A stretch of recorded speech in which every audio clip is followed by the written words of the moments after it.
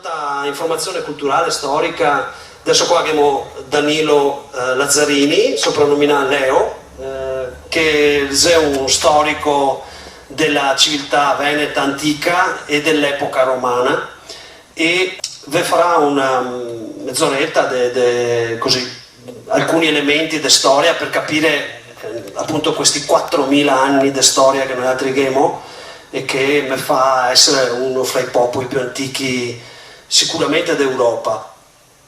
E dopo si passerà, mi porterà diciamo verso fino alla Repubblica Veneta, da là comincerò a parlare un po' e arriveremo al punto di capire questa legge che si sta fatta, che è una legge sulla Gazzetta Ufficiale, che appunto mi dà questi diritti, e quindi è il vostro compito anche di diffondere queste robe, perché dovrissimo essere in tanti e di più, perché i nostri diritti che da tanti decenni esiste domanda, adesso finalmente lighiamo e purtroppo nessuno si deve parlarne, e questo è un fatto abbastanza grave. Per cui intanto vi ringrazio di essere qua e passo a voce, insomma, il microfono. Prego. Grazie Loris, l'applauso è doveroso, ma vale.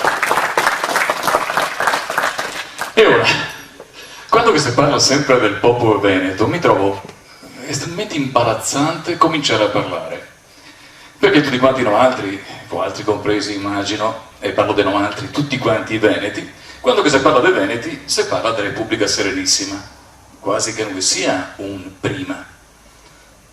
La Repubblica Serenissima basta e avanza comunque, fiori. 1400 anni di città e 1100 anni di repubblica più longeva del mondo, da Dio ne segue a ruota l'Inghilterra con 700 anni.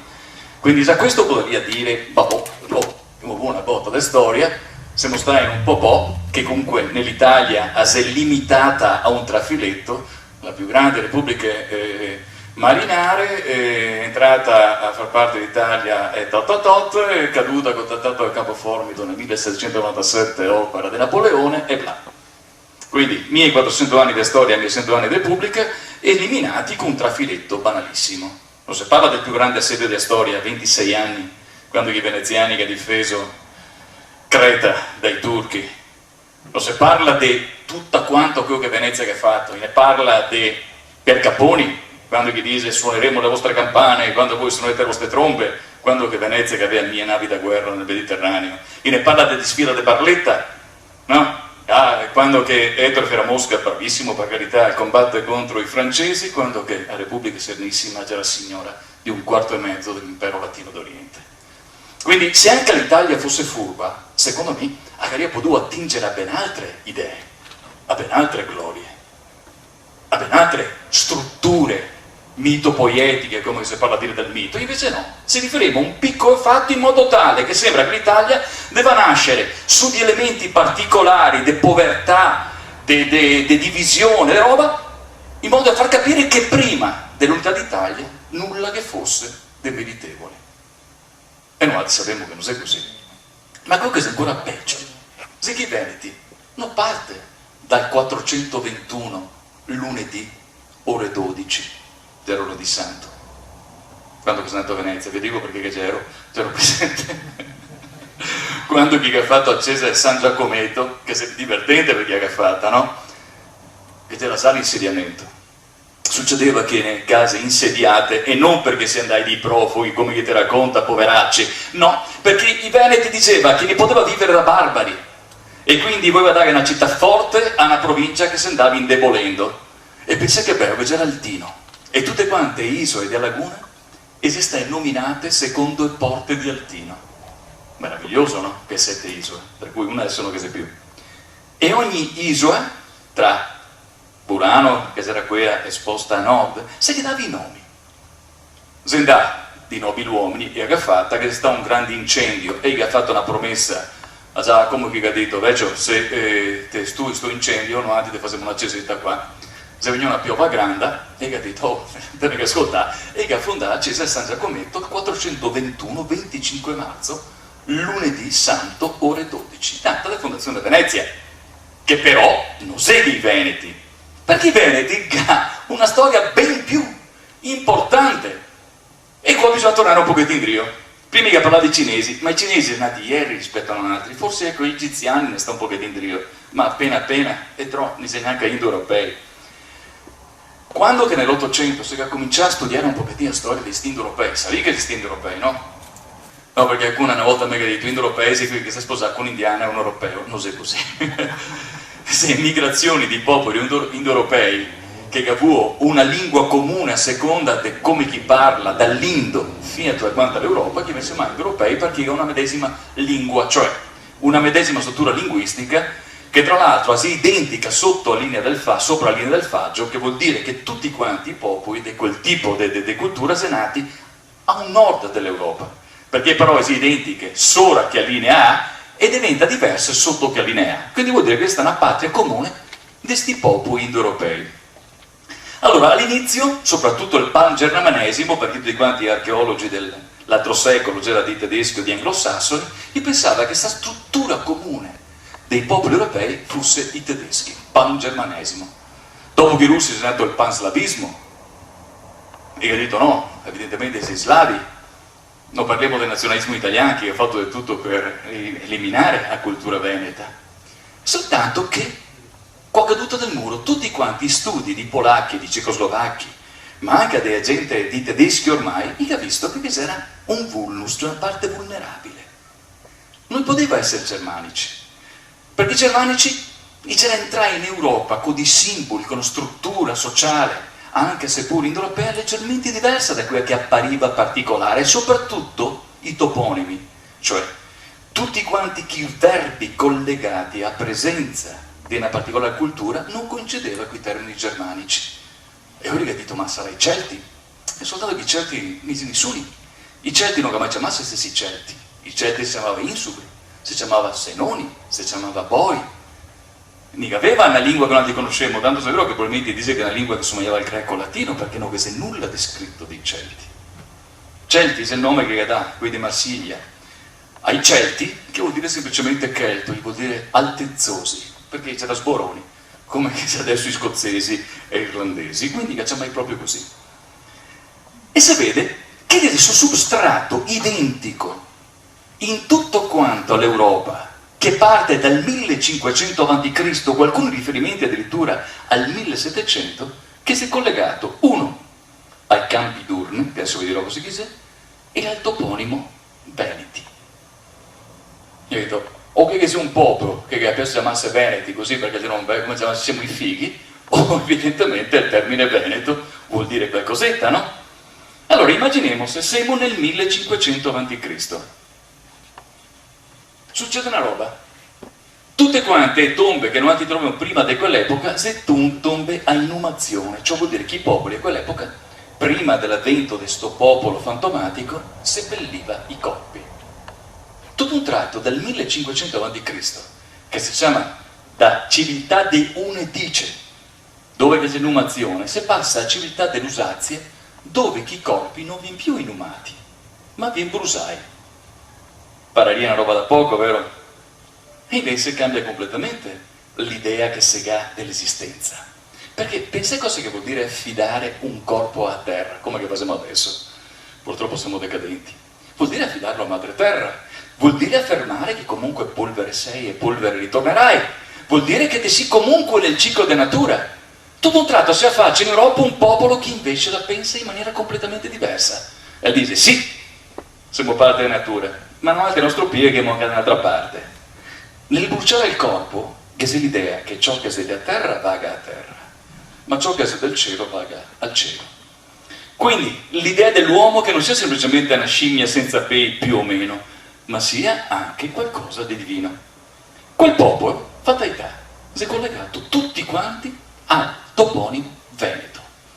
Da quando che appare i campi d'urne, cioè l'incinerazione e le cene di Brusaeva messa dentro dei seggi che si chiama situle, compare il nome Veneto. Prima nel Baltico, dopo in maniera quasi maniacale, 1500, verso basso 1300, 1200, 1100. Te vedi che dal Zoo, in maniera proprio cronologica, accettabilissima, che c'è sto passaggio da che a zona A verso le zone che conosciamo altri, di sti campi d'urne. tutte collegai al toponimo Veneto. Quindi vuol dire, in Europa appare per la prima volta un popolo che pensa completamente diversa dagli altri, che ha usi e costumi diversi, che ha una maniera di interpretare la vita in maniera diversa, e sei talmente vincenti da spazzare via culturalmente tutti gli altri che c'era prima, perché prima di quell'epoca praticamente non si trova più nulla, ma te trovi sti veneti che domina tutta l'Europa nel 1200 a.C., dall'Armorica, cioè la Bretagna, al Veneto fino a Asia Minore, e tutti quanti chiamano se stessi veneti. V'ero sorpreso un po'? Adesso sì, che anche Adamo ed Eva c'era veneti, no? Perché qui c'era ebrei e la cultura è completamente diversa dalla nostra. Però tutto ciò che deriva dall'Europa in realtà è collegabile a questo. Provi a immaginare un tedesco che comincia a pensare, però, come sai che sei germani, ma come mai appare questo toponimo veneti? Come mai sei dappertutto? Come mai che sei? E allora, le usanze. Intanto, in Polonia, gli scavi archeologici, che prima c'era il pangermanismo, ha visto che tutti quanti i suppellettili, l'arte e le figurazioni sono praticamente indistinguibili da quella che è la civiltà di Este, che si è sorta a livello del X secolo a.C. Addirittura, dal Danubio al Po, pare che gli stessi oggetti siano stati fatti dal medesimo artigiano, non perché sia fatto il medesimo artigiano, ma perché c'erano identici nella maniera di fare. È il culto del cavallo famosissimo tra i veneti. E fibbie, e ceramiche, il tipo di spada. La stessa situazione te la trovavi in ogni dove, in ogni quando dell'Europa, dove che appariva il toponimo Veneti.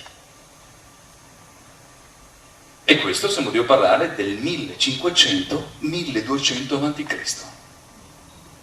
Adesso vi dico un'altra cosa. Sarebbe la prima volta che i veneti si stai nominati dal punto di vista letterario, senza annoiare troppo in altre robe dei polacchi, dei cechi e dei slavi.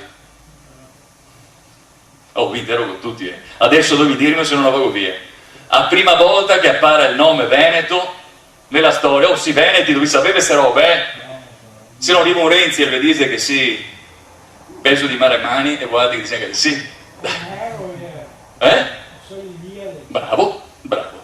Allora i Veneti si nominai per la prima volta da Omero, catalogo delle navi, quando che dice che insieme ai troiani, e qua faccio sempre la solita battuta, ma perché è vero, ogni volta che vedi il film mi tifo per i troiani, perché insieme ai troiani che c'erano i Veneti. E dice che i Veneti, non tanto i Veneti, perché la traduzione è un po' particolare, dice che c'era i Paflagoni, che c'erano guidati da Pilemene, dall'Eneto paese, della razza delle mule selvagge. In realtà, che non anche pensiamo che i Veneti sia Paflagoni, deriva da Strabone, perché ha detto, ma sti Eneti, chi sei? Secondo me, in realtà, Pilemene era un re veneto, che probabilmente c'era su una zona di Atracia, che guidava il popolo di Paflagoni insieme ai troiani. Quando che è successo il patatrac, che Ulisse il carogna, che ha portato dentro il cavallo, e che ha fatto quello che ha fatto, sapete che c'è una leggenda che parla di Enea che si è andato da una parte, che ha fatto un giro immenso per fondare Roma, che non ha fondato Roma, ma che fonda prima Alba Longa e altre robe, mentre Antenore, insieme ad Aquilo, insieme a Clodio, insieme a Mestre, chissà che città che ha fondato Clodio, secondo me ha fondato Ciosa, Mestre che ha fondato Mestre, Aquilo che ha fondato Aquileia, Antenore ha fondato Padova. Non c'entra niente col nome, però va bene anche quello, no? Siamo nel 1182 a.C. Tutte le fonti archeologiche attualmente affermano che in realtà Padova è stata fondata nel 1182 a.C. più o meno. Alcuni diranno sì, ma è un mito, perché quello di Romolo e Remo, invece, cosa serve? È chiaro che se perdiamo in un'epoca talmente distante, però il mito è sempre un fondo di verità. Tanto se è vero che quando i Veneti alleati di Romani si trovava, gli prendeva un pochettino per i fondai, perché diceva, oh, la nostra capitale sta fondata a 5 secoli prima della vostra. Questo fa di Padova la più antica città europea, tranne quelle minoiche. E anche questo l'Italia non gli dice.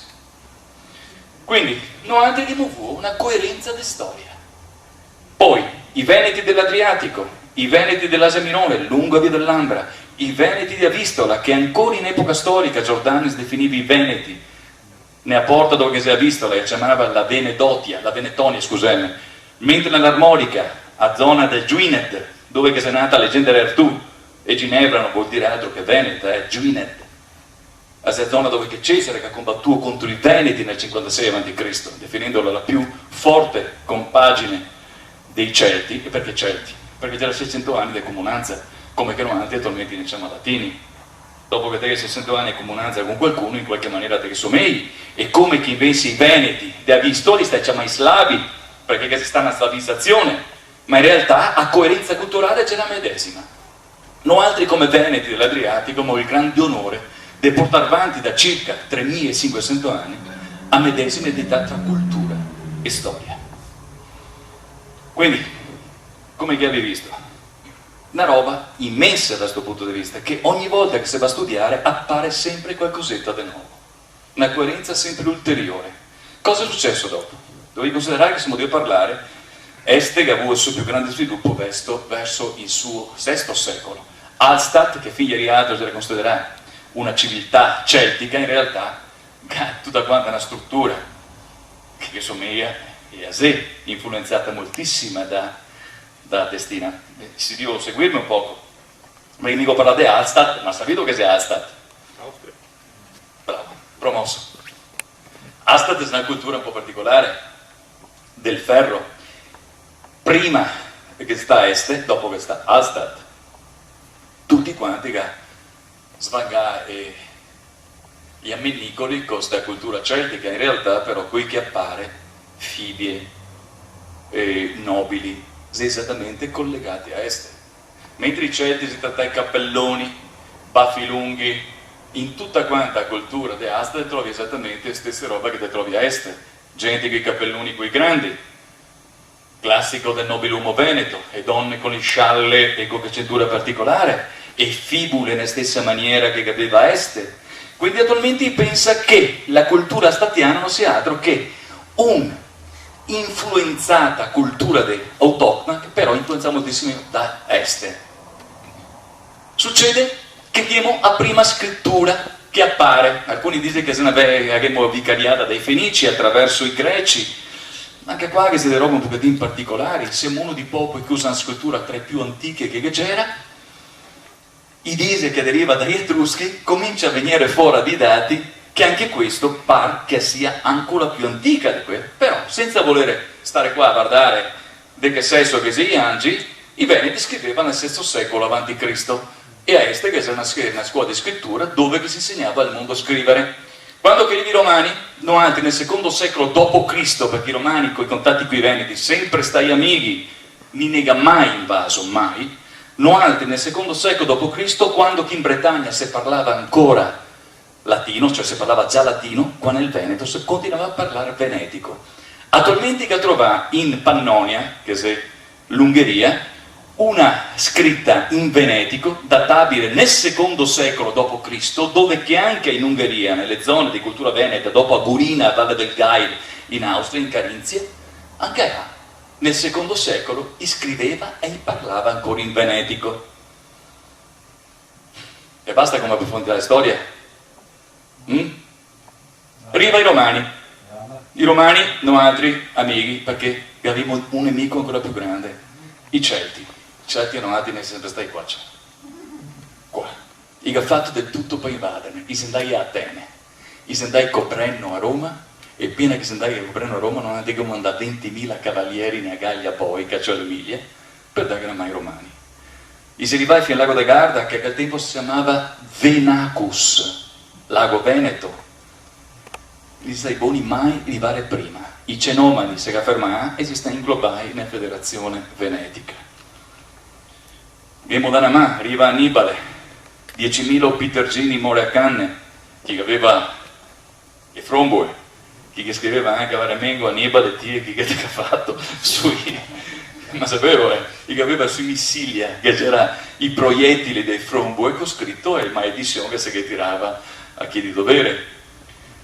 Sappiamo come che va a finire. Giulio Cesare che ha un forte appeal nella Venetia. A 10ª legione c'era soprattutto una legione fatta da Veneti.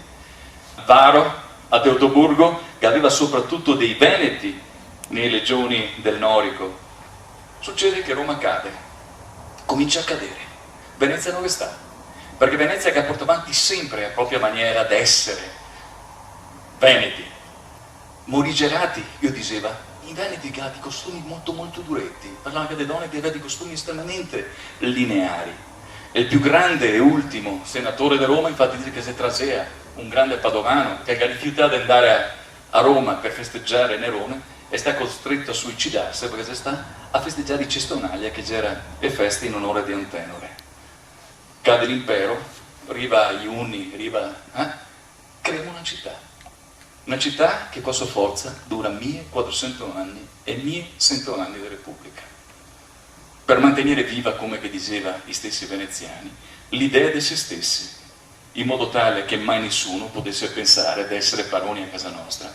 E fra che questo sia un motivo continuo nei Veneti. I Celti non ne hanno mai invaso, e si riuscì a mettere a fuoco Roma, e si riuscì a mettere a fuoco Atene, ma non si mai riuscì a arrivare alla nostra capitale. Creiamo una città che il primo bastardo ad invaderla è Napoleone, quel bastardo del nano corso, infame. E poi, sì, sono abbastanza arrabbiato, perché bastava un attimo così, signori miei, quando chi mi conta la storia del Campo Formido mi va via di testa, perché considera Napoleone che aveva 60.000 uomini a mestre. L'invincibile armata napoleonica era stata messa in scacco dalle truppe bresciane e veronesi. Gli spetta che arriva le truppe da Venezia, ma Venezia dice fiori, siamo neutrali, a sempre via che non vuoi morogni. I primi 50 anni di pace, dopo 400 anni di guerra, ti puoi anche scusarli. E avremo dilapidato patrimoni nelle guerre contro i turchi. E già da i primi 50 anni di pace. Quindi si libera le invincibili truppe napoleoniche, le quali si presenta a Mestre in Cazzai, no, perché molte volte la gentilezza mi scappia per De Boessa, 60.000 uomini. Venezia che aveva 16.000 fanti da mar dentro, i primi Marines, perché che montano altri Marines. Tutto l'impero da mare integro, si spararono quando porca vacca entrava Napoleone. Sai che si pensava di risolvere attraverso un banalissimo mettiamo d'accordo, no? Ma Napoleone aveva bisogno di Sky e Venezia era massa ricca per non essere un boccone appetibile. Quindi mi diceva sempre, bisogna sparare, non bisogna mai essere neutrali, perché se Venezia in quel momento sparava, robe non dava come che se andava. Però al di là di questo, ne siamo di pagare, perché mi non voglio essere Ludovico Marin, l'ultimo doge povero, che ha avere la sua coppa, che ha tutte quante, è il peso di questa roba che è successo. Quello che dovremmo capire noi altri, adesso con questa piccola roba che mi avevo detto, e che ho fatto un rapido excursus, ricordiamoci che siamo. A nostra maniera istintiva di essere veneti, vi rendi conto cosa che ha tentato di fare l'Italia, magari anche avere dei motivi buoni per farlo, l'attacco alla nostra lingua, l'attacco mondiale, che sia una lingua, i che tentano in tutte le maniere per divisione di farne passare da Paucchi, quando che parlano veneti per Paucchi, nonostante tutto siamo ancora a regione che parla ancora di più la propria lingua, a differenza di altri. Da altre parti si è messo peso, non altri continuiamo a parlare la nostra lingua, orgogliosamente, la nostra maniera di interpretare il mondo, le nostre città, e se diverse, prova ad andare in Lombardia. Per carità, non ho niente contro Lombardia, però ti vedi che è un'altra maniera di interpretare il mondo, che è un'altra maniera di essere, è il nostro rapporto con la natura, con i dei stessi del mondo è diversa, non è come noi altri. Noi altri continuiamo a essere qui che siamo da 3.500 anni. E nonostante tutto, che la maggior parte di altri, magari robe che mi dico dito non sapeva, istintivamente, osmoticamente, sta roba a sapere. E a sapere perché? Attendi dalle nostre città, dalla nostra storia inconscia, dalla nostra anima di gruppo. Siamo un popolo duro, e non è vero che siamo un popolo amichevole, come dice Venet, vediva da parole amichevole. No, Venet vuol dire conquistatore, invincibile. È vero, perché in realtà non ne ha mai battuto nessuno. Quindi, no, sta per fare così, anche l'Italia non è che ha battuto, non è che semplicemente un attimo fermare. Battere è un'altra roba, battere è un'altra roba. Quindi, l'importanza nostra, se non dobbiamo ricordarsi che siamo, continuare a fare quello che siamo di fare, imparare sempre di più, perché proprio la nostra peculiarità, e questo dico sempre, nel momento che i veneti non ci sarà più, non soltanto il Veneto andrà preso, ma tutto il mondo, perché la nostra interpretazione del mondo è particolare. Se non altri non che siamo, signori miei, perdiamo uno di pochi popoli che vuol dire non altri 3.500 anni fa, che gerimo e continuiamo a chiamarsi Veneti. Io dico sì.